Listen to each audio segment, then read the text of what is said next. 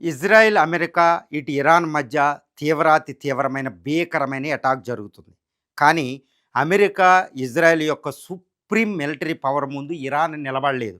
కానీ ఇరాన్ 1979 నుంచి ఇప్పుడు 2026 47 సంవత్సరాలుగా అమెరికా ఇలాంటి దాడి మేకు ఎప్పుడో జరుగుతుందని ఒక అసిమెట్రిక్ వార్‌ఫేర్‌ని తయారు చేసుకుంది.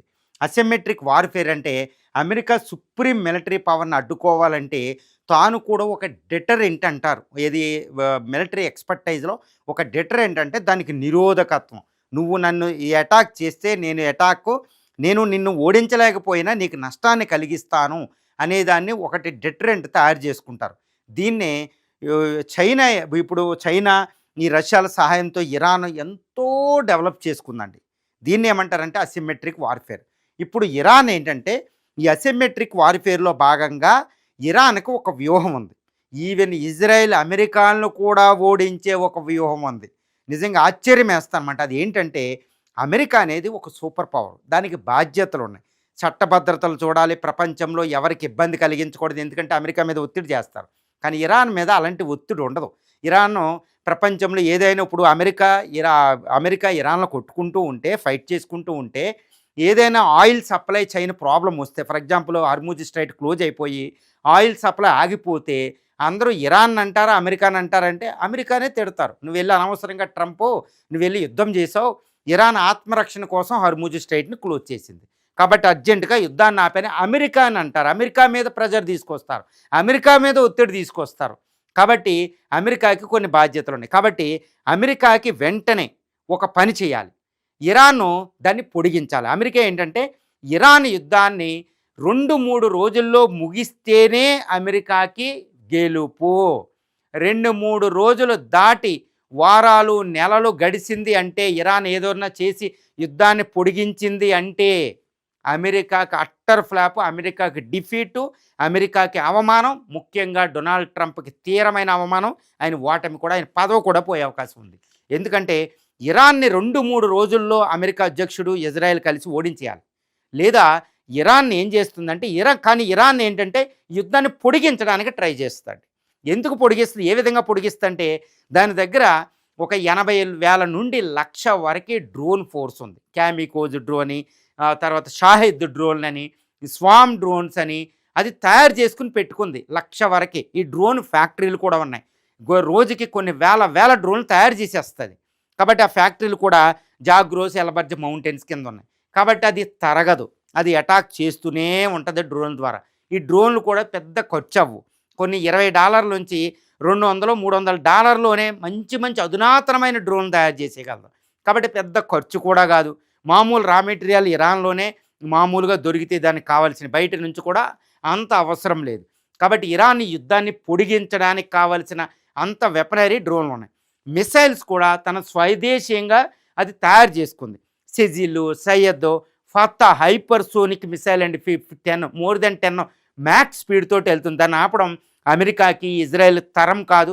ఇజ్రాయెల్ యొక్క డేవిడ్ స్లింగు, ఆ తర్వాత ఐరన్ డ్రోమ్ ఫెయిల్ అయిపోతున్నాయండి ఈ అండర్ గ్రౌండ్ ఈ మిసైల్స్ ద్వారా. తర్వాత అమెరికా యొక్క పేట్రాయిట్, ఈ యొక్క థర్డ్ ఎయిర్ డిఫెన్స్ సిస్టమ్లు కూడా ఈరోజే ఫస్ట్ డేనే ఫెయిల్ అయిపోవడం మనం చూసాం. బుర్జ్ ఖలీద్, బహ్రైన్ ఆయిల్ బేస్ని అటాక్ చేయడం. ఈ అండర్ గ్రౌండ్ మిలిటరీ సిటీల్లో కూడా విపరీతంగా వేల కొద్దీ మిసైల్స్ని తయారు చేస్తున్నారు. వాటిని అమెరికా మోబ్ బాంబు ద్వారా కూడా కనీసం బద్దలు కొట్టలేదు. B-2 బాంబర్లు వేసినాయి. ఎందుకంటే జాగ్రోసు, ఎల్బర్జ్ మౌంటైన్ శిలల కింద వందలాది మీటర్ల కింద ఉన్నాయి. ఇవి కనిపెట్టడం కూడా అమెరికా మిలిటరీ శాటిలైట్లకి కుదరదు. అందుకనే ఇజ్రాయెల్, ఇరాన్ వెళ్ళి ఖైమేనీని చంపినా కానీ ఇరాన్ తన మిలిటరీ ఫోర్స్ ఇప్పటికీ అటాక్ చేయగలుగుతుంది. ఇరాన్ని IRGC కమాండర్ భయంకరమైన వార్నింగ్ ఇచ్చారు. మేము ఇప్పుడు చూసింది మీరు ట్రైలే, మామూలు వెపన్స్ ఇక్కడి నుంచి చూడండి ఎలాంటి వెపన్స్ ఉపయోగిస్తారని వాళ్ళు విపరీతంగా ఉపయోగిస్తున్నారు. కాబట్టి ఇరాన్ వ్యూహం ఏంటి, దీర్ఘకాలికం పాటు యుద్ధాన్ని తీసుకెళ్ళాలి. నెలల పాటు తీసుకెళ్తే అమెరికా ఓటమిని అంగీకరించాల్సిందే. ఎందుకు అంటే ఒక పెద్ద రీజన్ ఉంది చూడండి. ఏంటి ఇలాగ అంటున్నారు MG రావు గారు అనుకోకండి. చూడండి ఎంత రీజన్ ఉందంటే, ట్రంప్కి స్వదేశంలో సపోర్ట్ లేదు. ట్రంప్కి తన సొంత పార్టీ రిపబ్లికన్ పార్టీలో వ్యతిరేకత ఉంది.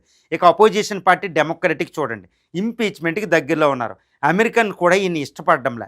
అమెరికా చరిత్రలోనే వరస్ట్ ప్రెసిడెంట్‌గా 39% ప్రజాదరణకు వచ్చింది. ఇది ఏ ప్రెసిడెంట్‌కి ఇంత వరస్ట్ ప్రజాదరణ రాలా. ఆయన డైవర్షన్ కోసం ఈ అటాక్ చేస్తున్నారని అమెరికా అంతా ప్రచారం ఉంది. అమెరికాలో ఈ తీవ్రమైన ఆందోళన ఆయన మీద ఉన్నాయి. కాబట్టి అమెరికా అధ్యక్షుడికి స్వదేశంలో సపోర్ట్ లేదు. వేరేజ్ ఇరాన్‌లో ఈ ఖైమనీ మరణించిన తర్వాత మొత్తం చేంజ్ అయిపోయింది. మొత్తం ఇప్పుడు పర్షియన్ ఒక జాతి కింద, ఒక షియా జాతి కింద, ఇస్లామిక్ ముస్లిమ్స్ కింద అంతా యునైట్ అయిపోయారు. తర్వాత ఇరాన్‌కి యొక్క మెజారిటీ పెరిగిపోతుంది. అన్ని క్యాపిటల్, ఇస్లామిక్ క్యాపిటల్ ఇంక్లూడ్ పాకిస్తాన్‌లో కూడా ఇరాన్ కోసం ప్రదర్శనలు చేశారంటే ఊహించుకోండి. కరాచీలో అమెరికా కాన్సులేట్ మీద అటాక్ జరిగింది. అమెరికా ఆఫీసుల మీద అటాకులు జరుగుతున్నాయి గల్ఫ్ కంట్రీస్‌లో, ఇస్లామిక్ కంట్రీస్‌లో. కాబట్టి ఇరాన్‌కి సపోర్ట్‌గా 200 కోట్ల మంది ముస్లింలు ఏక గొంతుకై కూస్తున్నారు. ఇరాన్‌లో కూడా ఐక్యత పెరిగింది. అటువైపు అమెరికాలో ఇదంతా తగ్గిపోతుంది. ఇరాన్ ఏంటంటే హర్మూజ్ స్ట్రైట్ క్లోజ్ అయింది. 2 నెలలు పడుతుంది దాన్ని ఓపెన్ చేయడానికి అమెరికా సుప్రీం మిలిటరీ ఫోర్స్‌కి. కాబట్టి ఇది కాదు. కాబట్టి రోజుకు రోజుకి ఇరాన్‌కి సపోర్ట్ పెరుగుతుంటే రోజు రోజుకి అమెరికా మీద ప్రెజర్ పెరిగిద్ది. అమెరికా ఆర్థిక వ్యవస్థ ఇబ్బందుల్లో ఉంది. అమెరికా బడ్జెట్లు ఇవ్వలేదు. అమెరికన్ కాంగ్రెస్ ఈయనకి బడ్జెట్ ఇచ్చే అవకాశం లేదు. కాబట్టి తీవ్ర వ్యతిరేకత. ప్రపంచ ఆర్థిక వ్యవస్థ కుదేలవుతుంది. పెట్రోల్ రేటు పెరుగుతుంది. కాబట్టి చైనా, ఇండియా ఇలాంటి బ్రిక్స్ కంట్రీలు, ఈవెన్ యూరోపియన్ కంట్రీస్ కూడా అమెరికా మీద ఒత్తిడి చేస్తాయి. కాబట్టి అమెరికా యుద్ధాన్ని కొనసాగించే పరిస్థితి లేదు. కాబట్టి ఇరాన్ చాలా తెలివిగా యుద్ధాన్ని ప్రొలాంగ్ చేయడమే ఇరాన్ గెలుపుకి మార్గం. ఏదో కొన్ని రోజుకి 200 మిసైల్స్ చేసి ఒక 500-600 ఒక 1000 డ్రోన్లు వేయడం దానికి పెద్ద గొప్ప కాదు. అది వేయడం కూడా దస్తకి కావురు, దస్తకి లాతు అంటే భయంకరమైన ఏరియా నుంచి అవి వెయ్యొచ్చు. వాటిని కనిపెట్టడం ఇజ్రాయెల్, అమెరికా తరం కాదు. ఎక్కడైనా బాంబింగ్ వేసినా అవి పాడవు. కాబట్టి ఇరాన్కి ఇలాంటి మోబ్ బాంబులు వేసినా అవి పేలువవు. కాబట్టి ఈ ప్రాంతాన్ని అల్లకొల్లోలం చేసే శక్తి ఇరాన్కు ఉంది.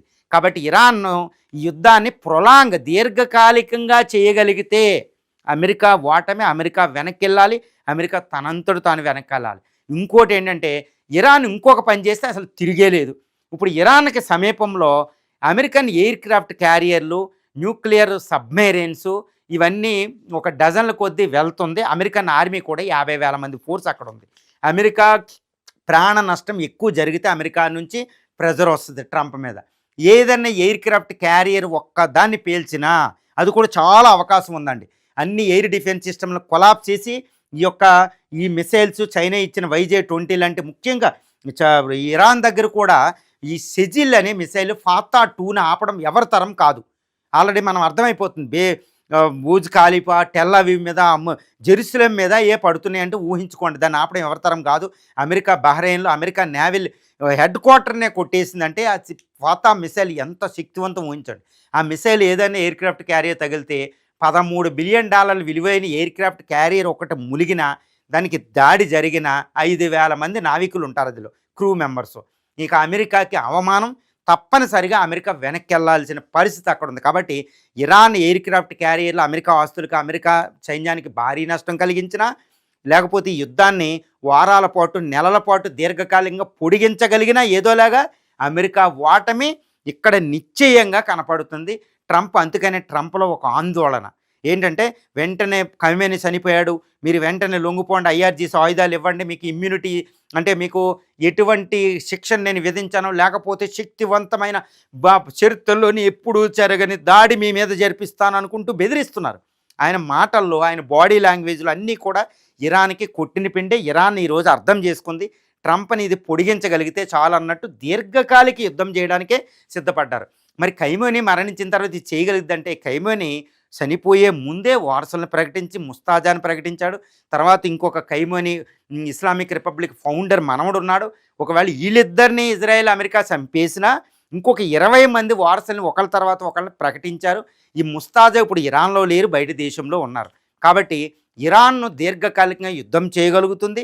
అమెరికా ఓడిపోవడం ఖాయం. రోజు రోజుకి అమెరికా సపోర్ట్ తగ్గిద్ది, ఇరాన్కి సపోర్ట్ పెరిగిద్ది. ప్రజల బలమే ముఖ్యం, మిలిటరీ బలం కాదండి యుద్ధం అంటే.